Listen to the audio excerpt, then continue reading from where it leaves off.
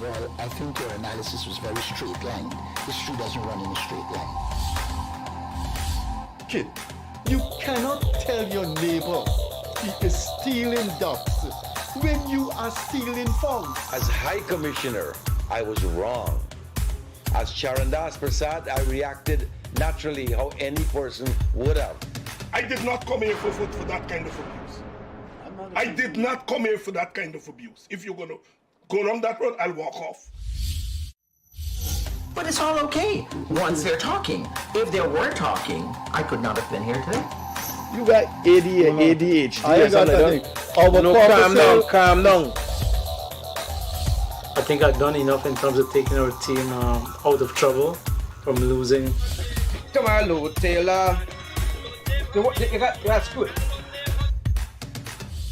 I'm reading the script now, and the first person that comes to my mind to play a detective, Yes, but okay, an he's good. erratic Mikhail detective, Mikhail Rodriguez.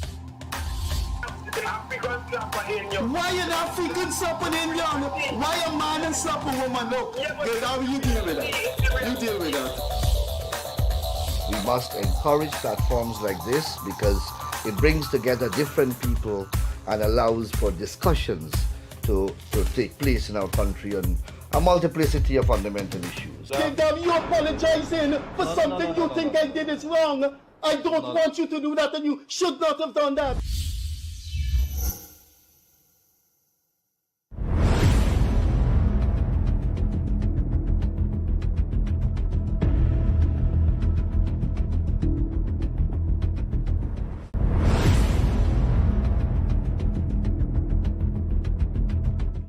Hi there. Welcome to the Monday edition of the Freddie Kissoon Show. Myself and co-host Leonard Craig will be doing our dialogue. We've introduced weeks ago or months ago the new format in which Leonard Craig and I will offer our analysis of all things possible in Guyana, what's going on in Guyana. So I need not go too much into that. I think you know now Leonard Craig and I sit down and we exchange views on things happening in Guyana.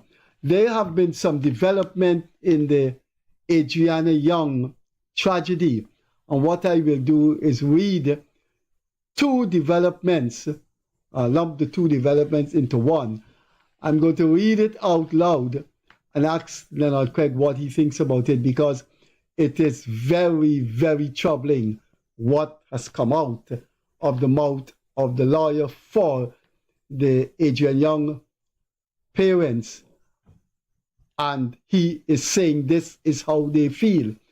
So if you just join us, if you haven't joined us as yet, I will read this thing again because I think it's troubling, and I would like to hear what Leonard Craig has to say about that. I would like him to put his analytical mind to that. This is my column for today, Monday the 12th. The young family needs to stop. What it is they need to stop about. If you join us later, I will read that again because it's very serious. Let me now quote what Dexter Todd said over the weekend. That is the family's position. I now read. There's been a number of things that have led the family to believe that there exists a possibility that people can somehow be infiltrated through various pressures. And some people talked about whether the pathologist did the autopsy under form of fear. There was chaos outside the hospital, the Joshing Hospital. Did that affect their thoroughness? This is the family's rejection of the results of the post-mortem done by three persons. One is the chief pathologist of Mount Sinai Hospital. Now, anyone familiar with the United States and Guyanese, they go study. Mount Sinai Hospital in New York is not one of the best in New York or the United States. It's one of the best in the world. It is one of the world's top-class hospital. The chief pathologist came here. Then the chief pathologist of Barbados and the Young family requested the pathologist of their own. He's a head pathologist of the state of Delaware in the US. In wanting a new pathologist to come, this is what the family has said through their lawyers. And I ask you to listen carefully because one word is important there. This is the family's position on the need to have a new pathologist. There's been a number of things that have led the family to believe that there exists a possibility that people somehow can be infiltrated through various pressures. And you know, some people talked about whether the pathologist did the autopsy under form of fear. You know, there was chaos outside the hospital. Did that affect their thoroughness? There's two things to note here now. The use of the word infiltrate. That, I think, was Todd words. I don't think that was the family words. The family used a more, I would like to think, a more direct and perhaps ugly or vulgar word. But Todd, being a lawyer, he polished it up. Listen to the context, and I'll tell you what is the meaning here. There's been a number of things that have led the family to believe that there exists a possibility that people can somehow be infiltrated. There is a word for infiltrate. It can be infiltrate. It could be people could be get to. People could be got to. In other words, you know, there's circumstances in which people could be got to. I think the family has a word in mind, and Todd polished that word up by saying, you know, people could be infiltrated. They're saying that the pathologists were got to. I think there's a word there that they mean. I am not going to call that word, but read between the lines. Now, the second thing about the family's attitude, the pathologists may have been under fear, and that affected their thoroughness. So there's two things that the Young family have said over the weekend, and they're asking for a doctor named Daisley from Trinidad to come to Guyana to examine the original autopsy. So there are two things. One is that, you know, there exists a possibility that people could be reached at. People could be reached. People could be, you know, get at. I think there's a word for that. And I think that's what they mean. The second thing is, did these pathologists do the right thing? Seeing they were under fear, did they perform thoroughly? Looked at from any angle, I think that is besmirching the credibility of three top-class pathologists, none of them working at the Georgetown Hospital, and all of them have a curriculum vitae, very, very impressive. The Barbadian pathologist worked for 10 years with the UK government.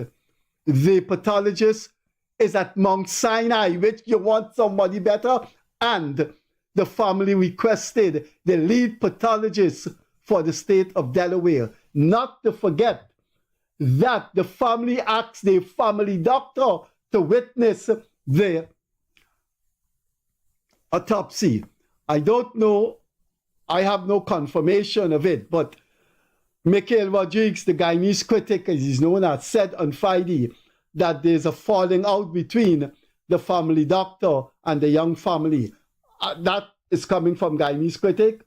He gave me the doctor's name, begins with Kwei Chung or Kwei, what? Quinin or something. I haven't got the number to talk to the doctor, but that is what Michael Rodriguez is saying, that there's some falling out there.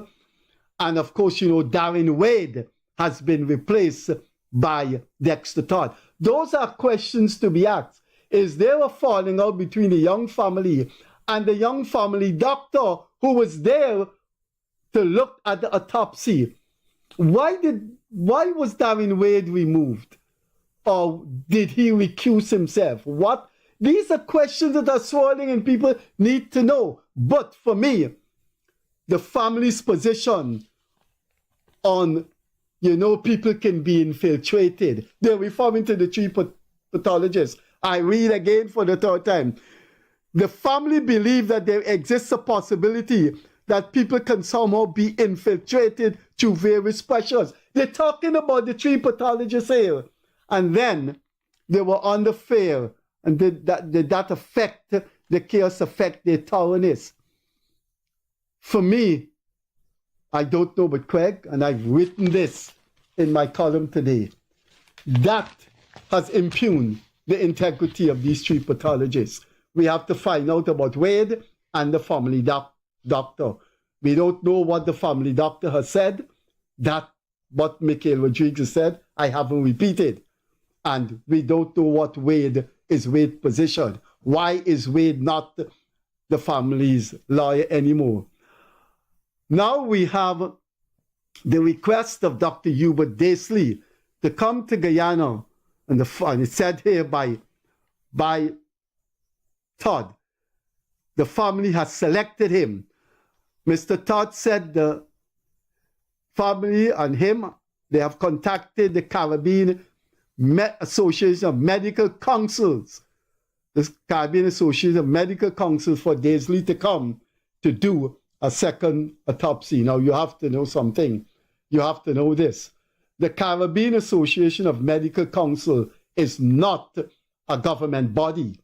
That is not that it's a government body, but it's not a body that can, I think, make a decision for an individual Caribbean country. That is one.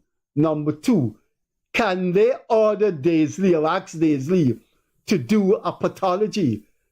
I would think the quintessential answer to that would be no. It has to come from the Guyana Medical Council, and the Caribbean Association Medical Council has to ask. But is that the role of the Caribbean Association Medical Council, to ask a doctor to travel to a Caribbean country to do another pathology? We don't know what the Caribbean Association of Medical Council is thinking. We don't know what the Guyana Medical Council is thinking. But those are the new developments in the young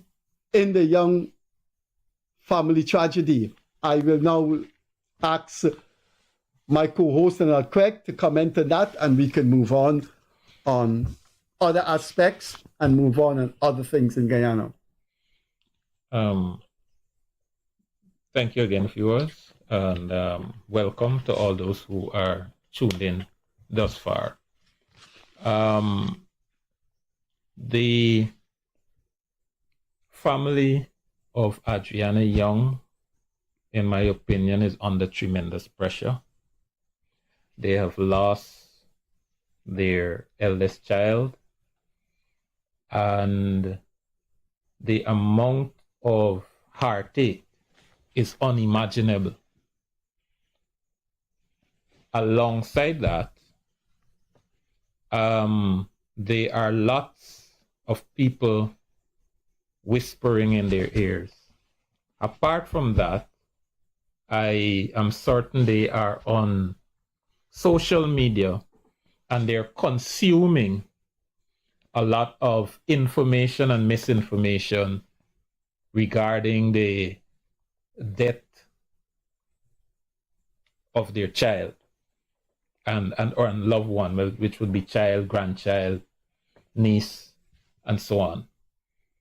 And because of that amount of heartache and pressure that is on the family, I do not want to judge any decision that they are making now or impute any form of impropriety on what they are thinking. I wouldn't want to do that at this point, because I am assuming that not every single decision they make is made out of a clear head, given all the circumstances. So I wouldn't want to judge or prejudge anything they have done or said all together as a package. That being said, when we look at what is happening on social media, it is as if Guyana is the graveyard for professionalism. So if you are a professional, even if you're internationally known and acclaimed professional, when you come to Guyana, your career can die here or suffer severe bruises. And I agree with you with respect to those words seem to impugn the integrity, not just the character, but the integrity of the professionals involved. Not only the 3 pathologists, but also probably Darren Wade himself, the family doctor, and literally everybody associated with this case so far. So any form of professionalism you have, Guyana is the graveyard with respect to this matter. So in other words, people are saying that these people have a price and they came to Guyana, they received that price. They're saying that in social media? Yeah, basically, yes. You walk the streets right now and talk to any, that's what people are saying. It's gone that bad? Yes. That these people got a price, they came to Guyana, they were compromised, and therefore everything they did thereafter is compromised. So for me, in terms of a solution, if the family needs another pathologist to examine the body, by all means, let them do it. Whatever safeguards were there for the first one, let it be there for the second one. Video the entire thing throughout, a camera at the top showing what's happening and cameras from the side, so that anybody who is thusly qualified can in the future review the video evidence to discover whether both examinations were thorough, because the family lawyer now is claiming that all this confusion and these things and so on may have compromised the thoroughness of the work done. But the early reports that came out of that said, people have said that they have not seen such thoroughness with respect to the examination, with respect to the autopsy. They have never seen that level of thoroughness. And that aspect of everything, apart from the sadness in the family, that aspect of the entire thing is also sad, that people of international repute are being dragged in the mud for coming to Guyana and giving their service, when they could have done without, literally could have done without coming to Guyana. But that's one of the collateral damages. How do we address and repair that is another thing. But that is where we are as it is right now. So people believe, like literally, you don't want to say it, but I'm going to say it. People believe that these guys were paid off, that there is, and things like that. I think that's what he meant. I think because he's a lawyer and they're not a lawyer, he was speaking for them and he used words that he thought was safer. This is what I didn't want to say it. And I'm not saying that the parents are saying that The parents are saying that. I have not He said said that. the parents believe that there exists a possibility that people can somehow be infiltrated. That is a word, and I'm sure he looked it up and he watched it, and he's safe with it. Because infiltrated could mean anything. Could mean you persuade the person. But I think it meant something else. And he's quoting the family as saying that, Leonard, the kid, you suffered a lot, the death of a child, etc. And it's going. But I have seen the father. The father is on TikTok, often TikTok. Yeah. And the father's behaving as a celebrity. I am old enough to see when a person speak and they're suffering a bereavement. You got to be really extremely naive not to examine that the poema, the expression. That is where a lie detector test comes in. The lie detector test measures your psychological, your reaction when you're asking a question, your facial shape, etc. I have seen this man on several TikTok and the way he's speaking. All I can say, that doesn't sound like a very grieving man to me. I wouldn't go there, Fred. Well, I have gone there. I wouldn't. Here why? Because when people are grieving the loss of a relative or anything, it's a cycle. You go in and out of cycles of depression. There are times when you look on the brighter side and you can face the world, and then there are other times when you just break down in tears. And then if you look at the cycle of events, you would see there are times when the mother appears very, very strong and is protesting that she wants justice, and then there are other times when she's just like a jellyfish, just soft and so I believe there are cycles up and down. When there are periods when you are stable and you can speak as somebody without grief, and then there are times when you just fall into depression, and I believe it's a continuous cycle that might last for months or years. Well, I don't know. He appears I think if you don't know what is going on and you see this man on TikTok, you wouldn't believe that he has lost a daughter. But you've given an interpretation that I would think psychologically is plausible. But I think in all of this situation, we are not looking at the role of the state. I mean, if the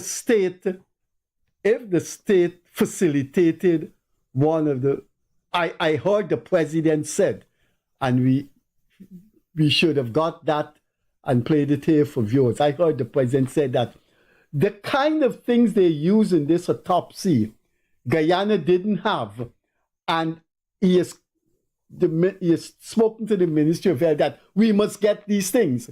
In other words, what the thoroughness and the resources that were used, the physical resources, materials that were used in that autopsy, Guyana didn't have. So it ties in with your thoroughness. Now, what does the state say?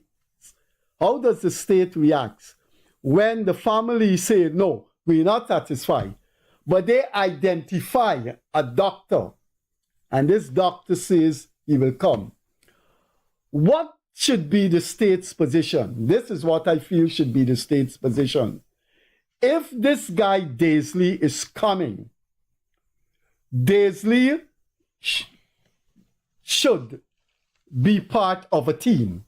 I don't think, even if you say the cameras are everywhere and everything, Daisley should be part of a team to examine the second, to do the second autopsy. Daisy must be there, he must cut, the other doctors are looking, the organs come out, the other doctors are looking, etc. And therefore, I think that the state has a right to say, if you're choosing Daisley, then we have some choices to work along with Daisley.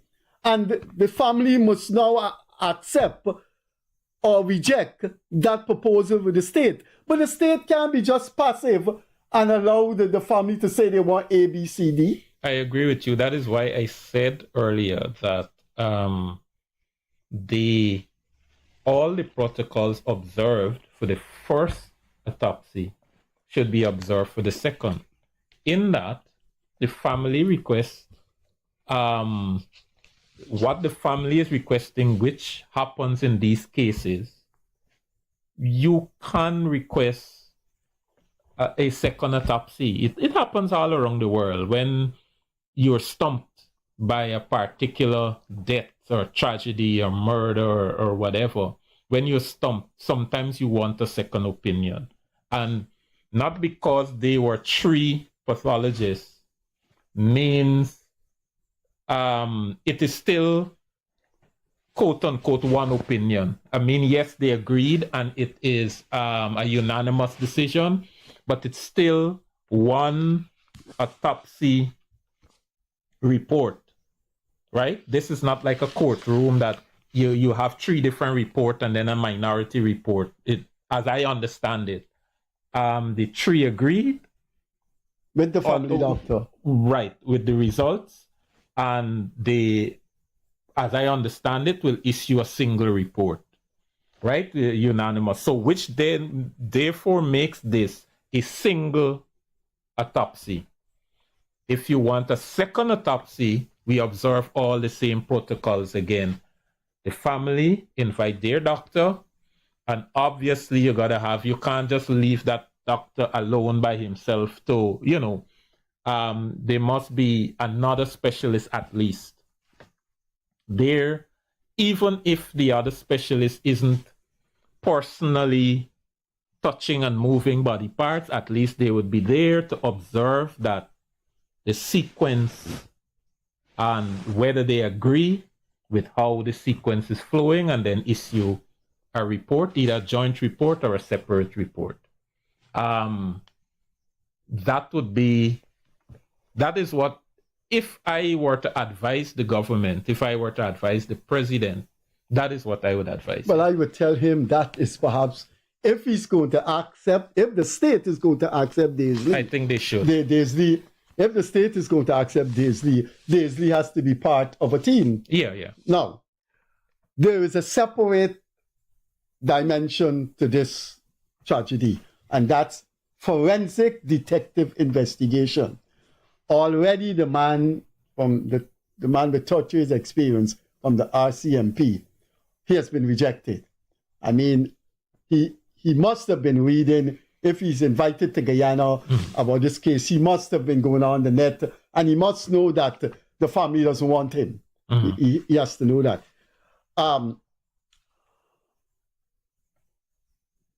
Here is the dilemma, and I wrote about it in my I like to read I would like to read my last paragraph, because I think some people have been saying that the media advisor to the president, Mr. Kit Nascimento, has gone down this road, and this is the road I will go down, and I'd like to hear what you have to say. The way out of this case is for the Guyana government to accede to an international investigation with a legal document which the young parents must be compelled to sign, in which they agree to the findings. Nothing less should be acceptable to the Guyana government. Now, I'd like to read that again. The way out of this case is for the Guyana government to accede to an international investigation with a legal document which the young parents must be compelled to sign, in which they agree to the findings. Nothing less should be acceptable to the Guyana government. A man with a high-level job in the Guyana government, the media advisor to the president, said, get a credible international body to investigate this matter. The opposition have said openly, we want either the Canadian RCMP, Scotland Yard, or the FBI. I think more and more, it's coming to the point where They want a government-sanctioned investigative team to come here. The parents said, we don't want this RCMP man. He's coming on his own. He's not the Canadian government has sent him. This man coming and he doing his thing. Now, the trouble we have here with the FBI, the Scotland Yard, is they must be guaranteed that when the people come here and they do the job, they must not find themselves with what the RCMP found, the retiree found themselves, and the 3 pathologists. When they come and they do their job, there has to be some kind of acceptance of the way they work. I'm just afraid that we may end up at square one. The FBI man, what experience he got? He only got 10 years experience. What about someone who's been working for 25 years in the FBI? Who is this Scotland Yard man? You know, you've got to entertain those kinds of questions based on what is happening so far. So, what's the way out of this? Nascimento has given his position. I have given my position. It doesn't seem the retiree from RCMP is out. They say they don't want him. What now is the alternative? I think Nascimento and what I've written here seem to be a plausible route. All right. I want to look at it from 2 aspects. Aspect number 1, the government should, I also agree that the government should accede to acquiesce to such a request. The government should engage government-to-government engagement for qualified investigators to come to Guyana to participate in the investigation. This is a unique case and it needs unique intervention. It is not the regular run-of-the-mill child disappearance, child drowning, child abduction, child murder, or whatever term you prefer to use. It is not the everyday standard thing, and a non-standard intervention is necessary. And in this case, the government should acquiesce to that request. That is what I believe. But there's a second aspect to that the government has to think about. And I am wearing, when I say that, I'm wearing a family hat.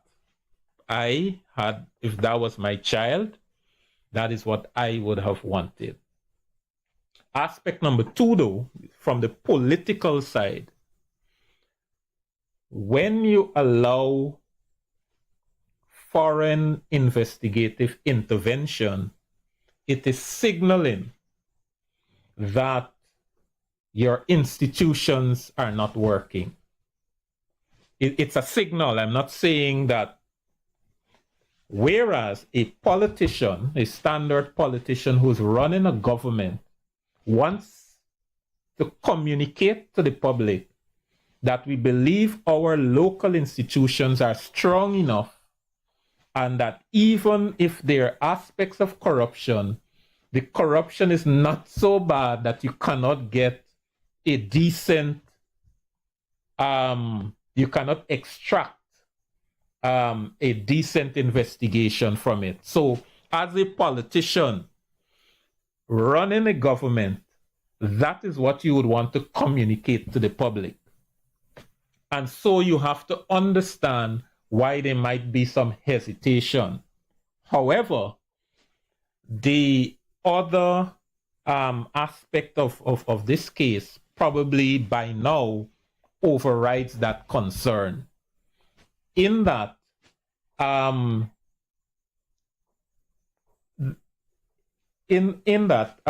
the nature of what we're dealing with, once the parameters are defined properly, and the international investigators come, the government then has to manage that aspect of it. The perception, the Wild West perception that the Guyana police force, nothing good can come from the Guyana police force. The government would have to put plans in place to ensure that aspect of life in Guyana, because when these people come here, they make a pronouncement or they give a result and they leave, we still have to live in Guyana with the Guyana police force, and the Guyana police force will be our chief investigator for any future crime.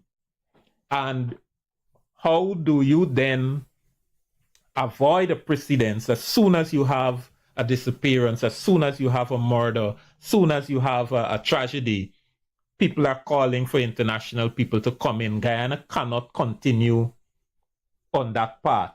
So while I agree that the government should quickly acquiesce to that request, the government also got to put plans in place to manage expectations and manage how, after the aftermath of that, how the Guyana police force as an institution continue to exist with us in Guyana. We continue to carry and live with the Guyana police force as the chief investigator of crime. Well, you give two perspectives. One I think is rising. There's a crescendo that, look, get this thing over with by inviting a top police/security agency that belongs to a government that is globally recognized as doing a professional job. The second one, I think, is a separate issue, because no matter how the government finesse this new development of the international investigation, no matter how much they finesse it with the police and how they try to manage it to say you can't dismiss the police like that, the mere involvement of the police in any major way is going to lead to accusations. Mm-hmm. And therefore, what you need to do, you need to architecture a situation, you need to architecture a configuration in which you minimize these likely accusations. So whereas the Guyana government has to say, we can't just dismiss a police force of more than 100 years old and just say none of them can. I mean, we in the program may call, there are policemen. There are policemen who went to the places I saw at pool. But at the same time, I think the government need to shape this thing in such a way that when the conclusion is made, it minimizes considerably any room for, look, the police force could, them is police together, FBI and them policemen, I think they got to the FBI people, I think you got to minimize that. That is what they have just said in my article here. They've said they got to the pathologists. And I don't know about Facebook. I don't have Facebook. You saying people are saying it openly. Mm-hmm. So we have concluded now.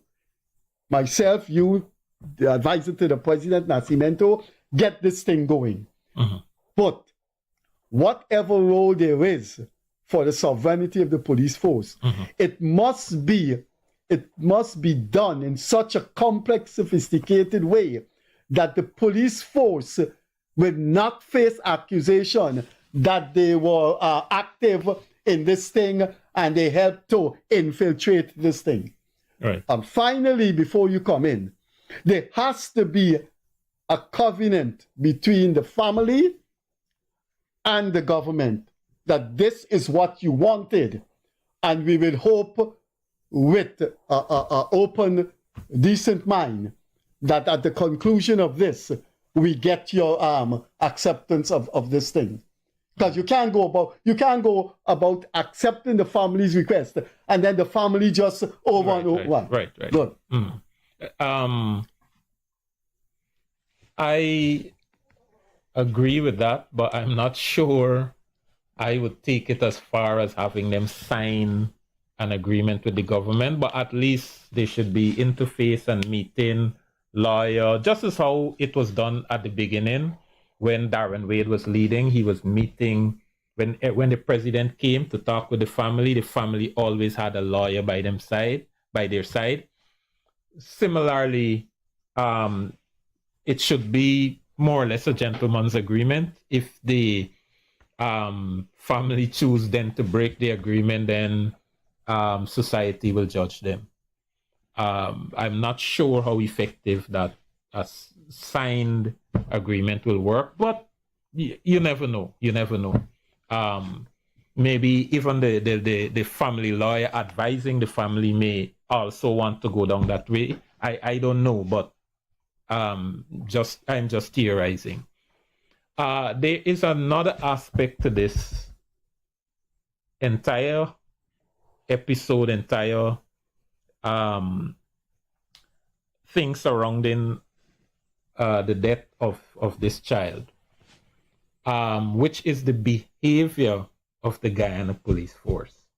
I have said on this program several times that the police force dropped the ball. Drop the ball might be a mild term,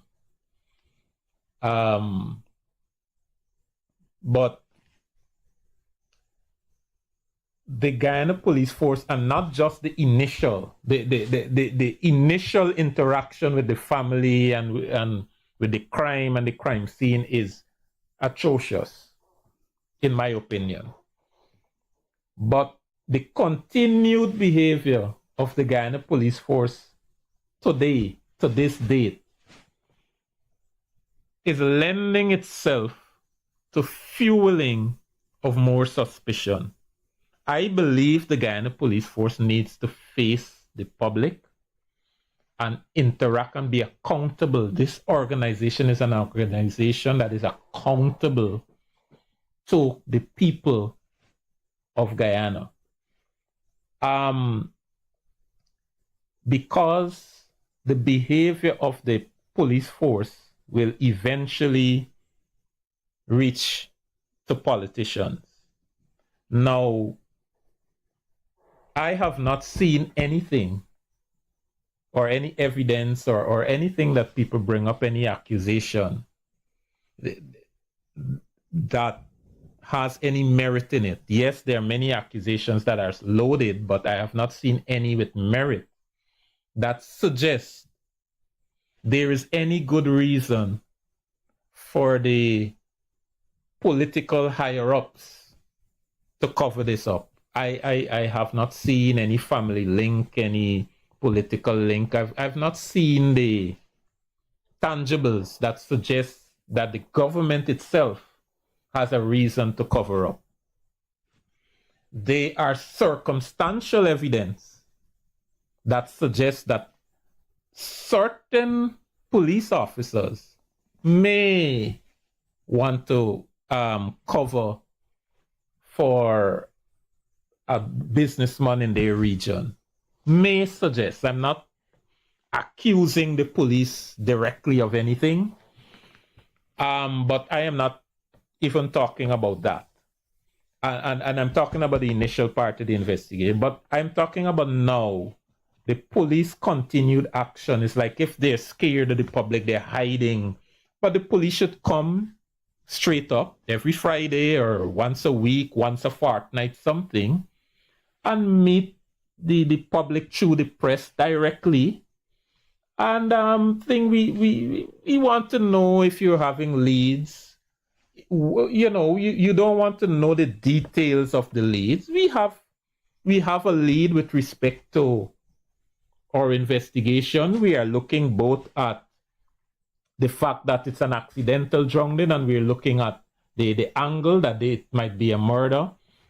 On this tranche, we are following several leads, and on this side, we have 1 or 2 leads for which we cannot discuss or disclose, but this is the kind of the transparency that is necessary in a matter like this isn't there.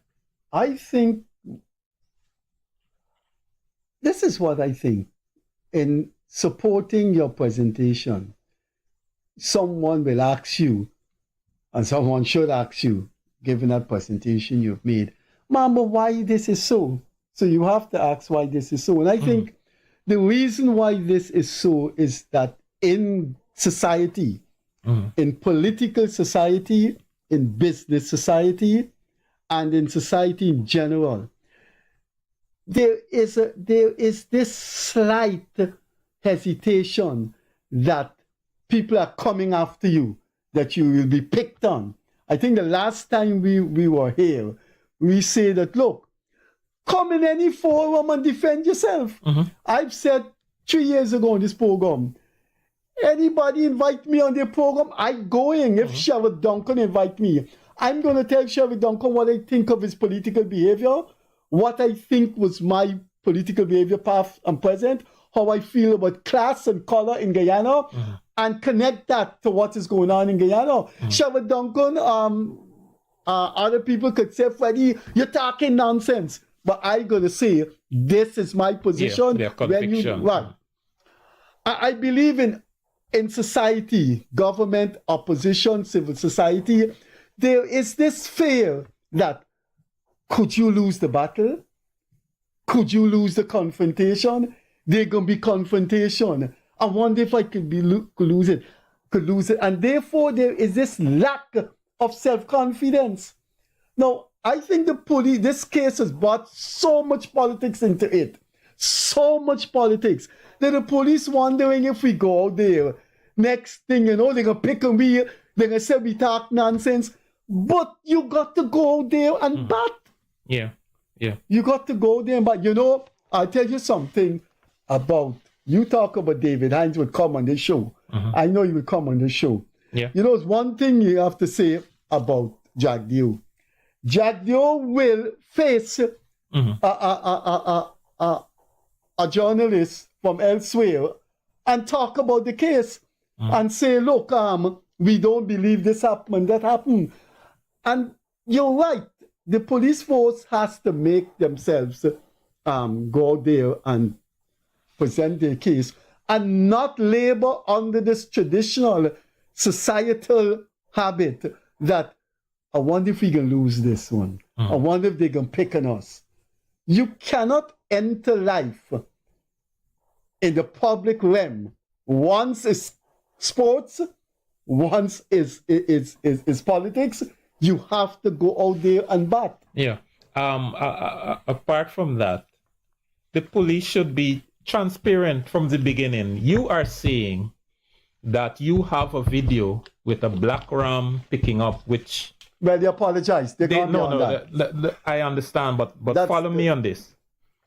You are saying that you send, either dismiss or send somebody on leave because they enter the wrong date. If they enter the wrong date, it means that the video exists. If it is a concoction totally, then obviously the commander shouldn't come back on his job at all if it's a total concoction.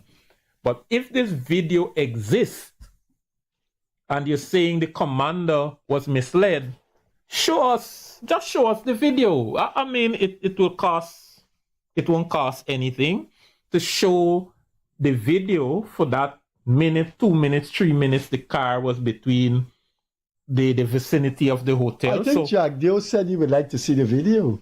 I think he said shows the video. Right, but he said that before the police recanted their statement. Right, but I'm saying even after recanting, they should still show the video that the young lady entered the wrong date pull up this video exists and we weren't mama guying you. No, but I think it's genuinely agreed that the video doesn't exist. And I think they should say so. Well, if the video doesn't exist at all, then why is this young lady sent on leave or dismissed? The civilian that they said fed wrong information to the police. Gildari, who's that kind of camera person and those that deal with that kind of electronic thing, maybe you should look at it, what he has to say, because you're a computer man too. I think he said if you enter the wrong date, then it's difficult to get the thing back or something like that. I'm not familiar with those technical things. I know in bureaucracy, this is what a clerk told me, a very experienced clerk told me at the Georgetown Hospital. When you're going to collect a report, if you say your name is Jeffrey Singh, that is not what they're going on. You have to state date of birth. Yeah. Good? And it may be difficult to find the report if you say Jeffrey Singh. You've got to have Jeffrey Singh, 31st of December, 2025. To me, it seems to my mind that leads you to the report right away. So Gildari is saying when she entered the wrong thing, it makes finding that video difficult. If she can't remember what date she entered, perhaps. But I am saying the situation in Guyana is so grave that you got to find it. If it existed and she saw it, you got to find it. I think specialists can find it. Yeah, because these high-powered cameras that they got up could do matching of similar car shape and so on. So you could get the car because this car exists, because they had the number, the name of the owner, they found somebody and started investigating them. Now the person has sued the government. So the car exists, the man exists, and all of that. We want to know if the video exists. According to what the police is saying, the video exists. Just let the public. Well, why don't they? Just be transparent? Because I think it's fair. It's fair of the backlash. I think they are afraid to say, we are sorry, we made a mistake, the video don't exist, and go out there. I think Trump would do that. I think Trump would say, you can't murder us for that. The video don't exist. We think, he in his own style. Go out there and say, do not murder us for that. Police force make mistakes. Everybody make mistakes. We apologize. We are sorry. If it doesn't exist, you can't lose by saying that. But the operator signal, we've got 10 minutes more. I want to pick your brain on what I think is a piece of naivety floating out there. And I start with the opposition leader. He said, look, bring in these international investigators, and they must do lie detector tests of the employees of the hotel, the owner of the hotel, and the police. But why he think the international investigators would not put a lie detector test to eyewitnesses, to people who say they jumped in the pool, to people who say they saw the girl? And so I want to tie that in with a statement Vice President Jagdeo said, which Jagdeo don't have to say that to me. I know that I'm much older than Jagdeo. I live longer in this country. But he's right. He may be younger than me. And he's seen it. And you have seen it. And I have seen it. And I'm older than both of you. When time comes, those witnesses say they saw the man went up the tree, you can't find them. You can't find them. And there have been so many things said that to make this case into a final definitive conclusion, you've got to get those witnesses. Yeah. You've got to get them. Yeah. And apart from that, if Jagdeo knows what he's talking about. So if you're when push comes to shove, you can't find them. Yeah. So if you're gonna administer lie detector tests on those people, you have to do it on people who claim to have witnessed See this and and stuff like that. So yeah, that is only fair, and so that will help us to get to the closer to the truth of the matter. And so when I just want to go back to the police force again, and I would use this forum to implore the Guyana police force to come forward, face the press, and be transparent. We know that you cannot give certain sensitive information about the details, the nitty-gritty of the state of your investigation. But you can let people know, generally speaking, there are some reasonable questions that people should ask, and answers should be provided. Guyana don't even know who's the lead investigator. Is it the crime chief himself? Is it another person? We literally don't know anything, Freddie, from the police side of things. And what is happening now, what you find, the only people that have interfaced so far with the public are politicians. So therefore it is coming over now that the politicians tell the police, you follow our instructions to cover this thing up, and we're going to clean it up for you in the public space. That is how it is coming over. And I don't believe that is what is happening. I believe, as you said, the police force is just timid. Two things they're timid about. If they say something that make the politicians look bad, they feel they're going to face the music. And if they say something that make the force look bad, they're going to face the music. So don't say anything. And for them, probably just don't say anything. But they are safe. And then if you come very often to the public and on a regular basis, and you're just providing updates, you have time to think through what you're going to say and engage the public. They are going to say 5 minutes. I want to hear your reaction to this, your interpretation to this. I believe that there are people, you have said it in passing, not only in passing. I think you said it openly that there are all kinds of people telling the family things. I believe they are seriously committed anti-government people that want to use this thing for political purposes. And I want to believe they're there from the beginning. Now, I don't mean any disrespect to the parents, but I am entitled to ask some questions. Did they know the Delaware pathologist personally to ask him to come?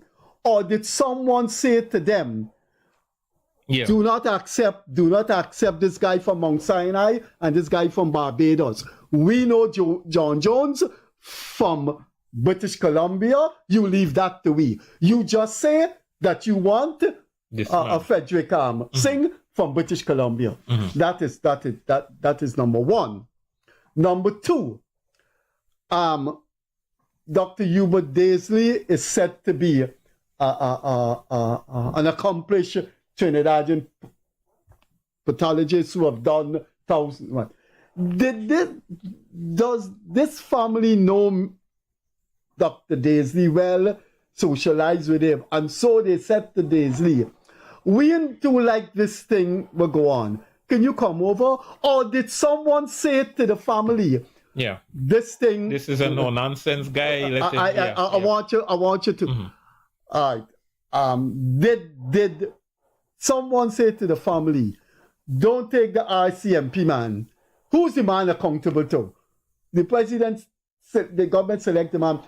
I want to know, especially with Daisley and the Delaware pathologist, was there a person or persons saying to the family, we can help y'all, we got this pathologist, from Delaware. We got it. I want to believe the answer is yes, and those people have a political agenda. What Jack Dale has said on his press conference last week, not this last one, the week before, he said that the family paid for the guy from Delaware to come. It wasn't the government who paid for his hotel and his fees and all of that. Again, it begs the question you were asking: who paid? Was it the family paid from their saving? Was it somebody who probably lives in the US says, okay, I know this guy, he's coming down, I will, or did the guy do... Wait a minute. Can I stop? I know the guy from Mount Sinai and Barbados was government. So the Delaware guy was financed by non-state actors. That is what what Jack Dale said at his press conference, and he said it clearly that the family brought in the people and paid for them. So all his hotel bills, all these things were not. He didn't specify what they paid for, but resources to keep him here. Yes. Right. Whether it was and the same thing's going to be. As Guyanese people would say, frico. Whether it was a frico, whether I am surprised you still know that term. That's when I was growing up, frico. You know at your age what's frico? You know that? Yes, sir. Right. The frico was in our time in the 60s and 70s in Workmanville. Now, is it the same with Hubert Daisley? If he come here, the state isn't bringing him in. Right. That is my understanding. So, to use your term, actors, they are actors who, will finance. Time. The operator say time if it happens. The operator say time has come. So where do we go? I think we have both of us have said where do we go from here. Do you want to repeat where you go from here? Then I will conclude. If I had to advise the powers that be in the government, in the police force, these are the two agencies. Say the government. The police force may be a problem. Given the family's attitude. These are the two institutions where all the focus is on right now. And the third focus is on the family. People are giving the family a pass because they are in deep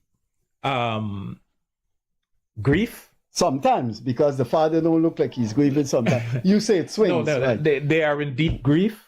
And we generally extend that thing and give them a pass, but it is difficult to give the government a pass, and it is difficult to give the police force as institutions. I'm not talking about people here. I'm not talking about Hicken. I'm not talking about Irfan Ali. I'm talking about the institution of central government, the institution of the police force.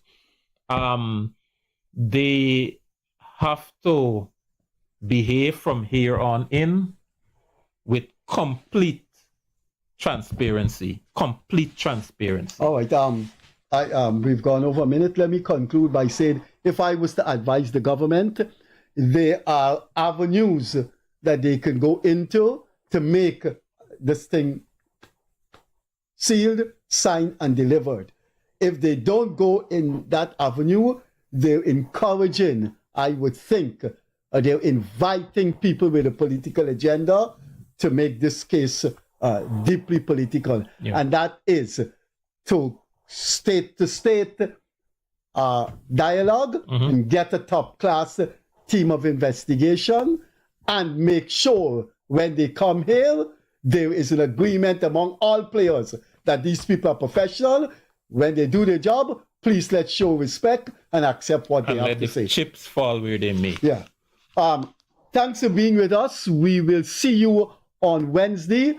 We have a guest on Wednesday. This is Leonard, Craig, and I doing our analyses and evaluations and speculations, which we think over the few months people wanted to hear from us. We will do this again next week, the week to come.